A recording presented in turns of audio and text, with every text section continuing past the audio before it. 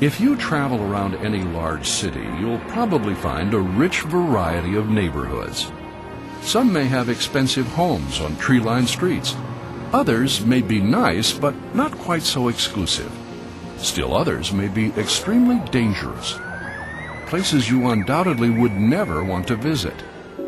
The Internet, at least in one respect, is a lot like those cities. While most websites, like most neighborhoods, are perfectly fine, others are online locations you would be well advised to avoid. Some of these so-called bad neighborhood sites may make unrealistic claims to entice you into making an unwise purchase.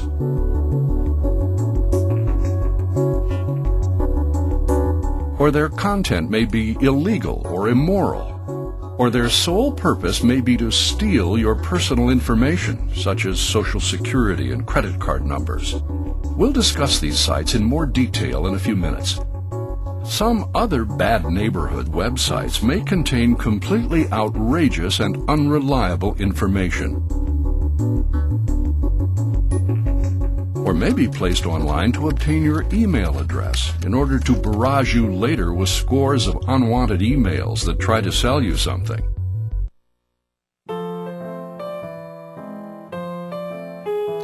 Some websites are safe, but only if you follow some precautions.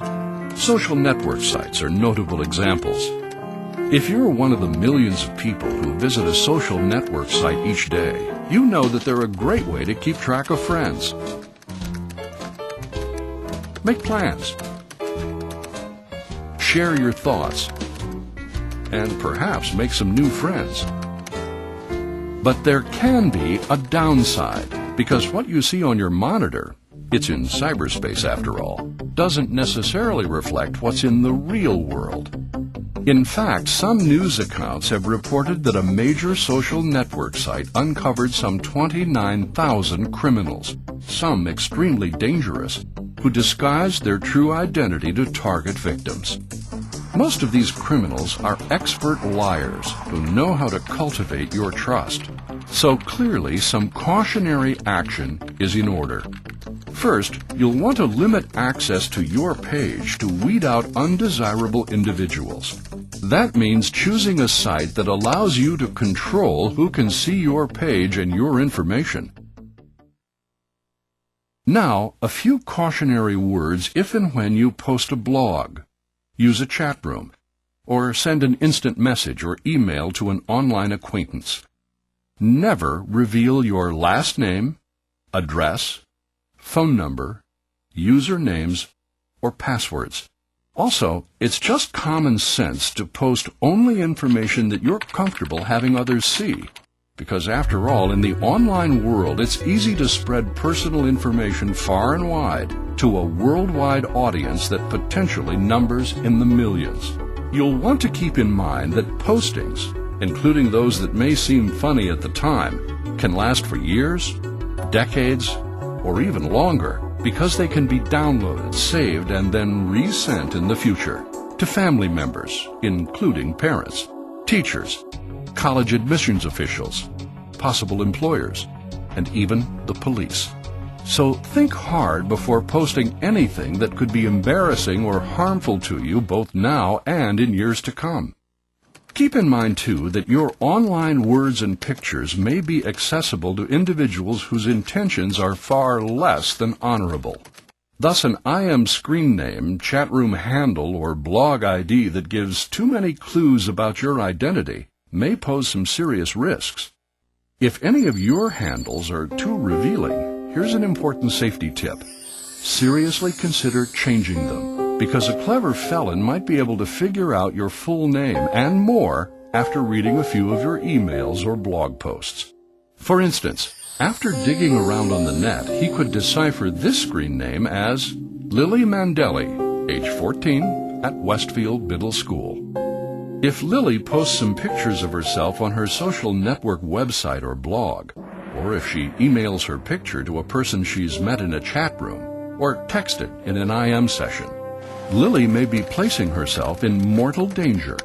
That's right, mortal danger. Police reports are full of examples of victims who were stalked by an individual they had met online and then foolishly emailed their picture to that person.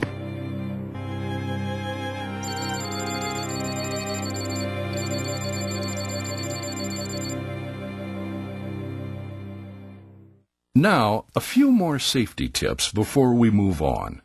First, if anyone sends you an instant message or email that discusses private matters that make you feel uncomfortable, it's time to end the conversation or correspondence and then tell an adult, such as a parent, about it. Next, if an online acquaintance asks you to call him or her on the phone, it could be dangerous to do so, because your phone number can be displayed on caller ID. Then, using an online reverse phone number service, a criminal can easily track down your family's name and address. Finally, it's not a good idea to meet an online acquaintance in person. However, if you do, never meet him or her in an out-of-the-way place such as a forest preserve or a deserted house, no matter what he or she says. In fact, any suggestion to meet in an uninhabited place should immediately raise a red flag. If you do meet, it should be where there are lots of people around. An outside mall during the day would be a good choice. And always bring along someone, a friend, or preferably a parent. If it's a friend, tell someone else where you're going and when you plan to return. But again, as a general rule, it's best to keep an online buddy as a cyberspace friend. Now, let's turn our attention to online shopping. If your parents let you shop with their credit card to make online purchases, you'll need to make certain that their credit card information isn't stolen. One of the best ways to do that is when you're checking out, look at the website address bar at the top of your browser's page. The address should start with the letters HTTPS instead of merely HTTP. The S means the site is secured with special software that makes it very difficult to steal any information. A browser-generated lock icon on most checkout pages normally means the same thing. However, some criminal programmers have been able to forge the S and the lock icon, so you'll need to do more to be certain your credit card information is kept safe. First, you should make sure that the site is part of a well-known retailer, a company that has a street address, not just a post office box. In addition, the company's phone number should be posted in case the merchandise gets lost in transit or arrives broken. Next, check to see that the online store has a clearly stated return and refund policy. Finally, you should use only browsers such as Internet Explorer, Firefox, Opera, and Netscape, or Internet providers if possible, that verify that you're going to a safe website. If you don't take all these precautions, there's a better-than-average chance that you'll never get what you ordered. Where's my stuff? And your parents' credit card information will wind up in the hands of a criminal scam artist who plies his trade online. Some Internet criminals specialize in another kind of scam. They send so-called phishing emails to unsuspecting victims to steal Social Security numbers, credit card information, and other private data that allow them to walk off with their victims' money and personal identities. More often than not, phishing schemes start with emails that claim that a bank or other financial institution has lost information on your or your parents' account. They also contain statements that urgently implore you to act immediately. They generally have a link that's supposed to be a legitimate website that will clear up the problem. But the site is fake, although it may look like the real thing. It often asks for names on the account, Social Security and account numbers, passwords, as well as usernames, birth dates, and so on. So if you ever get an email like this, the best thing for you to do is delete it.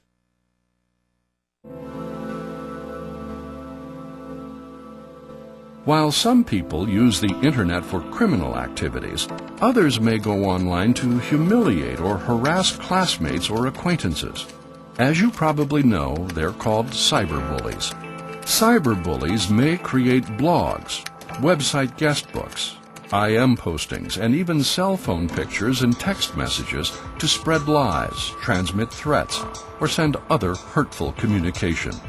Sometimes cyberbullies are retaliating for something that's happened offline, usually at school. Often they don't realize the full consequences of what they're doing. Similarly, some people may think that making fun of others or spreading rumors about them online is entertaining and won't have any real-world significance.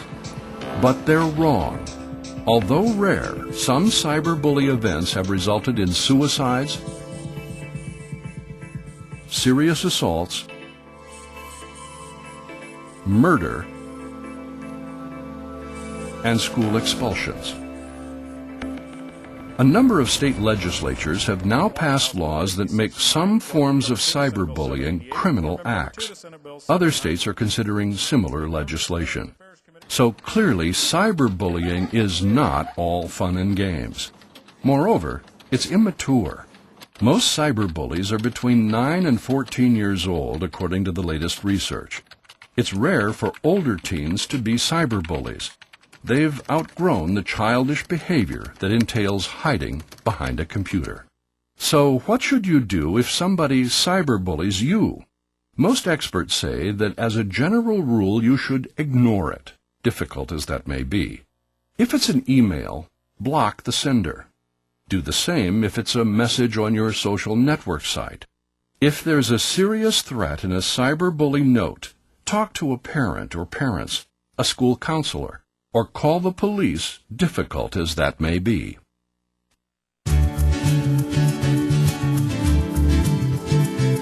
The Internet, then, can be a great place to learn, communicate with friends and acquaintances, and buy your favorite music or videos or an unlimited array of other items. You undoubtedly already know that. Regrettably, however, the Internet is also a place where undesirable and sometimes dangerous people may hang out.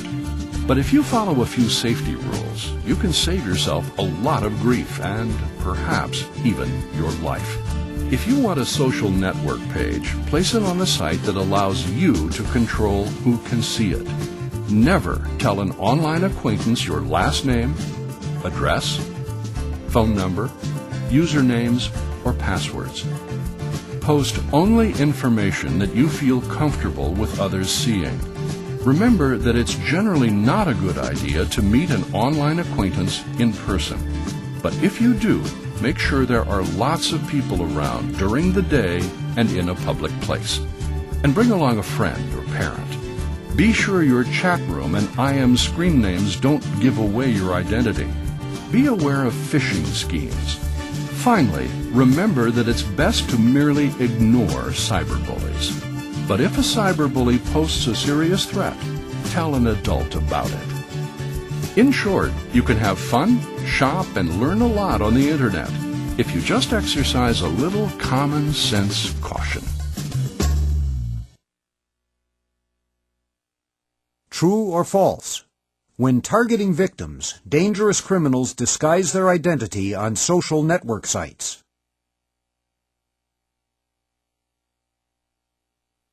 Three online precautions you can take to keep dangerous persons from learning your name and where you live are and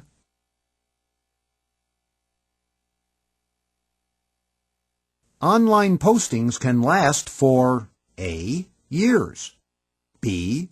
decades or more, C. both A and B.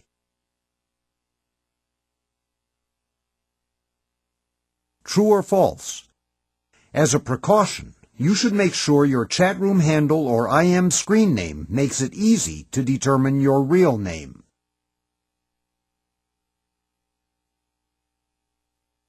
What was Lily Mandeli's mistake? Why should you never tell your phone number to an online acquaintance?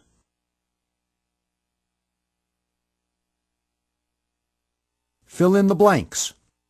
If you meet an online acquaintance, the meeting should take place where there are, and you should bring along a, or,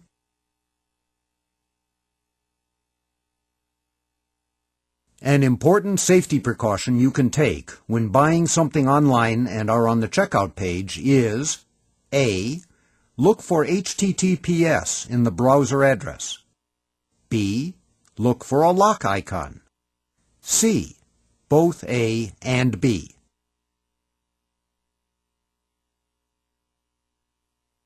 True or false?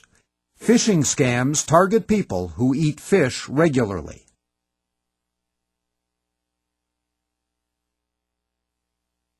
Fill in the blanks. If a cyberbully message contains a threat, you should, and perhaps,